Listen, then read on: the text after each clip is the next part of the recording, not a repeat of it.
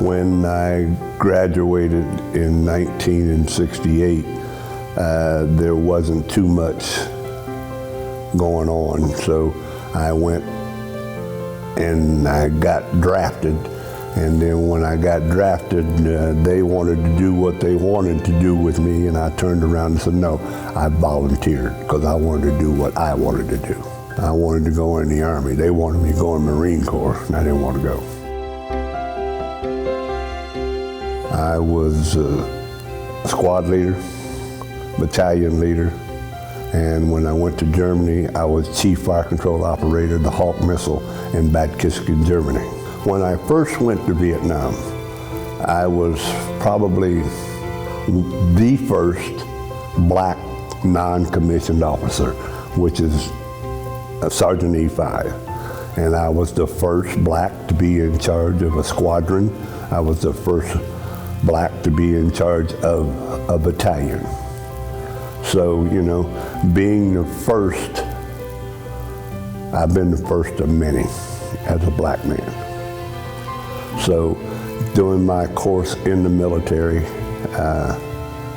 I gained respect because I gave respect. And that was due to my family history and everything. We all respected each other, and we were taught in order to get respect, you got to be respectful. My guys were like, you know, at first they didn't understand. They would come and say, hey, I'm a radio operator. Well, I'm a machine gunner. No, that's what you came here as, but if the radio operator gets killed and I don't train somebody else how to use that radio, I said, we're out of luck. So I cross-trained everybody. Everybody learned everybody's job. And then even me as the squad leader, I went and took lesser private first class, PFCs, and look here, come here, you're gonna run the squad today. If I get eliminated, who's gonna run the squad? So the cross-training that I implemented filtered through quite a few different units in Vietnam. So far as, you know, people say, hey, I'm this, I'm that, I'm this. No, you gotta become not just the whole, you gotta become a part of the whole to make the whole. I've got 2 Purple Hearts with Oak Leaf Cluster, and when I got shot in the head at a fire support base, I was probably down 10 minutes. The medic come over, fixed me up. I said, hey, somebody, we got to stop this. So I got back on my equipment, which was a duster, and told the guys, hey, look here, you guys all stand back, hand the ammunition to me, and I'll load the gun, which I was totally exposed. And I didn't care because I was in charge of taking care of not just my life, but all the rest of the guys' lives. We silenced the enemy fire. The next day we went out and did what they call a KIA. We went out and reconned the area, and we had killed over 200 and some Viet Cong. Got shot again. And that was in a fire support base right outside of Cu Chi, and I wasn't interested in me. I needed to check on my men, so the medic patched me up, boom. And then later on I had to go back to the rear to the dispensary to be taken care of, but hey.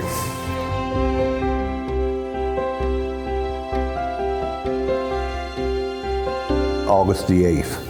Every time August the 8th comes up, I get kind of, you know, because August the 8th, 1970, I picked a man up who was with another platoon. He was wounded. I put him on my shoulder and I'm walking him to the helicopter. I'm talking to him. By the time I get him to the helicopter to put him down on the gurney, that man died on my shoulder. The guys who gave all, their troubles are over. The guys who were there that experienced stuff like I do, experienced it daily. PTSD and stuff like that. And finally, the government has gone to the point of making sure that the ones that are still here that are scarred are being taken care of. Being what they call a non-commissioned officer, which was a Sergeant E5, I had lieutenants, majors, full bird colonels, and everybody that would come to me. Hey, Sergeant Evans, how do we do this? How do we do that? What should we do and what shouldn't we do? So yeah,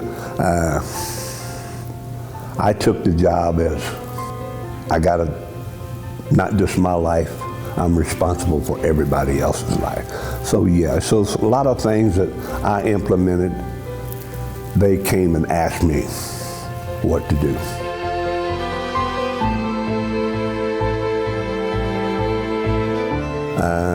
Quite a few places that we would go to, and they say, hey, you can't be here. You can't be here. Hey, time out. I served in the Army in the Republic of South Vietnam. I'll go where I want to go. And they knew that they wasn't going to deter me from going where I wanted to go. So they got to the point that, hey, after I got into a couple altercations, they said, hey, we got to leave him alone, because I wasn't afraid of nothing. It was still just getting to the point to where black people were accepted everywhere. They still had their little satellite places that, hey, you didn't go, but I went where I wanted to go. People don't understand what it is to be black and be in charge, because everybody would say, oh, he don't know what he's doing. Well, me being in charge and being a black man, I had to elevate myself beyond their expectations. So when I got done in the military, that guy right there has got more integrity than anybody we know. Being here in Richmond to this day, I participate in the youth organizations. I go and talk to a bunch of the youth and everything and try to get them to understand that, hey, look here, we're all in this together, we're not separate. Don't look at the color of a man's skin.